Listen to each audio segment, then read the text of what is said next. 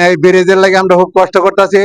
আমরা হাজার হাজার মানুষের আমরা আসা যাওয়া করি, দুধের বালতি লিয়া পরে, বাচ্চারা পরে, আমরা এগুলির লেগে খুব কষ্ট করতেছি। আর কন্ট্রাক্টর কইরা পলায় গেছে গা। আমরা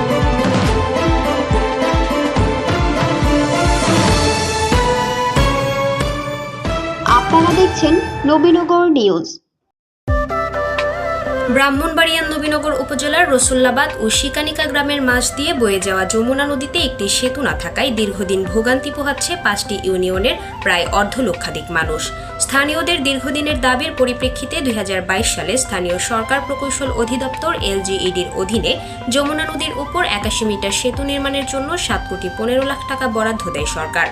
দরপত্র অনুযায়ী সেতুটি নির্মাণে ঠিকাদারি প্রতিষ্ঠান মেসার্স ইউনুস আল মামুন ও মেসার্স জাকির এন্টারপ্রাইজ জেভিকে 2023 সালের 5 জানুয়ারি থেকে 2024 সালের 4 জুলাই পর্যন্ত 540 দিনের মধ্যে কাজটি শেষ করতে কার্যাদেশ দেওয়া হয়। 1.5 বছরের মধ্যে কাজটি শেষ হওয়ার কথা থাকলেও সেতুর দুপারে সামান্য পাইলিংয়ের কাজ শেষ করে প্রায় 8 মাস পূর্বে কাজ ফেলে রেখে পালিয়ে যান ঠিকাদারি প্রতিষ্ঠানের লোকজন, যার ফলে প্রকল্পের মেয়াদ অনুযায়ী সেতুটির নির্মাণ কাজ শেষ না হওয়ায় চরম ভোগান্তিতে পড়েছে এ রাস্তায় চলাচলকারী রসুল্লাবাদ, সাতমুড়া, জিনুতপুর, ইব্রাহিমপুর ও লাউর ফতেহপুর ইউনিয়নের প্রায় অর্ধলক্ষাধিক সাধারণ মানুষ। দ্রুত সেতুটি নির্মাণ কাজ শেষ করে ভোগান্তি নিরসনের দাবি এই এলাকার সাধারণ মানুষ ও পথচারীদের। এই ব্রিজের লাগে আমরা খুব কষ্ট করতেছি। আমরা হাজার হাজার মানুষের আমরা আসা যাওয়া করি, দুধের বালতি লিয়া পরে, বাচ্চারা পরে, আমরা এগুলির লেগে খুব কষ্ট করতেছি। আর কন্ট্রাক্টর কইরা পলায় গেছে গা। আমরা এটা আধা কাম কইরা না কইরে দিয়া গেছে গা। এখন আর কন্ট্রাক্টরের কোনো খবর নাই। ওদের বিরুদ্ধে সাকামাকা ভালো লাগে, দোকা ভালো লাগে, খেলে টিল্লা টিপড়ি ব্যবহার লাগে, কষ্ট কথা আছে। সকল দামে 1 বছর কন্ট্রাক্ট নিয়ে আসতেছে না। আজকে আমার এই ব্রিজে যে কাজ করার কথা ছিল, ব্রিজটা কাজ মানে ডেটে লাস্টে দেওয়ার কাজ শুরু করছে, করার পরে মাস 2 মাস করার পরে আবার চলে গেছে। সরেজমিনে দেখা গেছে যমুনা নদীর উপর সেতুর 2 পারে সামান্য পাইলিং করা হয়েছে। বর্তমানে স্থানীয়দের উদ্যোগে সেতুর পাশে বাঁশের সাঁকো তৈরি করা হয়েছে, যেটা দিয়ে এলাকাবাসী ও পথচারীরা পারাপার হয়। আমরা যাতায়াত অনেক কষ্ট হয়, বর্ষাকালে নৌকাটা যাওয়া লাগে, ছেলে মানে স্কুল ঠিক মতো যেতে পারে না। এই ব্রিজটাও আমাদের অনেক দরকার জিনিস, অনেক উপকার। এই যে সাকুদা প্রায় উপজালে পড়ে যায়। আমরা স্কুল কলেজে যেতে অনেক কষ্ট হয়। আমরা এই জায়গাতে স্কুলে যাই, স্কুল যায় অনেক সময় সমস্যা হয়। তারপর এই ব্রিজে অনেক দিন কাজ চলছিল, আবার বন্ধ করে দিয়েছে। নদীর তীরে স্থানীয় দোকানদার সবুজ মিয়া বলেন, একটি সেতু না হয় আমাদের দীর্ঘদিন ধরে ভোগান্তি পোহাতে হচ্ছে। এখানে সেতু হলে চলাচলেও যেমন পরিবর্তন আসবে, তেমনি আমাদের আয় উপার্জনও বৃদ্ধি পাবে। কিন্তু আমরা যে দুর্ভোগ পোহাইতেছে, আমরা এখানে কাজটা হয় না। এই জন্য আমরা সবার দাবি যে আমাদের এখানে কাজটা চালু হোক আবার নতুন করে। এ রাস্তায় চলাচলকারী কয়েস আহমেদ ব্যাপারী জানান, নদীর উপর সেতু না থাকায় মানুষের যে কষ্ট তা বলে বোঝানো যাবে না।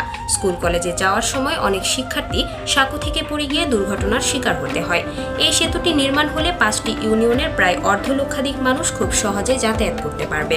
এই বৃষ্টি হয়ে গেলে Rasullabad union, Satmora union, Ibrahimpur union, Jinitpur ইউনিয়নের প্রায় 1.5 লক্ষ লোকের যাতায়াতের সুযোগ সুবিধা হবে। আমরা চাচ্ছি অতি দ্রুত এই বৃষ্টি কাজ সমাপ্ত করার জন্য। রসুল্লাবাদ ইউপির চেয়ারম্যান খন্দকার মনির হোসেন জানান, আমাদের জন্য অনেক জনগুরুত্বপূর্ণ এই সেতুটি। তিনি বলেন, স্বপ্নের এই সেতুটি নির্মাণ হলে এই রাস্তায় চলাচলকারী আশেপাশের 5টি ইউনিয়নের অনেক মানুষ উপকৃত হবেন। তাই পুনরায় দরপত্রের মাধ্যমে নতুন ঠিকাদার দিয়ে সেতুর কাজটি দ্রুত শুরু করতে সরকারের কাছে তিনি আহ্বান জানান। আমি আপনাদের দেশবাসী সহ আমাদের সরকারের উচ্চ মহলে সকলকে অনুরোধ করব যে রাস্তার উপরে ব্রিজের কাজ করে যাতে আবার পুনরায় টেন্ডার দিয়ে সচল করা হয়, তাহলে আমাদের এলাকাবাসী সহ অনেক লোক উপকৃত হবে। ঠিকাদারি প্রতিষ্ঠানের সঙ্গে বিষয়টি নিয়ে জানতে একাধিকবার যোগাযোগের চেষ্টা করেও তাদের কোনো বক্তব্য পাওয়া সম্ভব হয়নি। নবীনগর উপজেলার LGED নির্বাহী প্রকৌশলী মোহাম্মদ মাহবুব হোসেন বলেন, দরপত্রের চুক্তির শর্ত না মানায় পূর্বের ঠিকাদারদের সঙ্গে কার্যাদেশ বাতিল প্রক্রিয়াধীন। নতুন করে রিটেন্ডার করে অচিরেই সেতুটির কাজ শুরু করা হবে বলে তিনি জানান। এখন আমরা এটা বাতিল করার জন্য আমরা চিঠি পাঠাইছি। হ্যাঁ, এটা যে বাতিল অর্ডার আসলে আমরা এটা বাতিল করে দেওয়া হবে। বাতিল করে দিয়া যৌথ মেজারমেন্ট হবে, ম্যাজিস্ট্রেট সব যৌথ মেজারমেন্টের পরে আমরা রিপোর্ট দেবো। রিপোর্ট দিলে নতুন করে আবার টেন্ডারে করবো, রিভাইজ এস্টিমেট করে টেন্ডারে করার জন্য চেষ্টা করবো। নবীনগরের রসুল্লাবাদ থেকে ঘুরে এসে কয়েস আহমেদ ব্যাপারীকে সাথে নিয়ে নিজস্ব প্রতিনিধি কাউসার আলমের পাঠানো তথ্যচিত্রে নবীনগর নিউজ।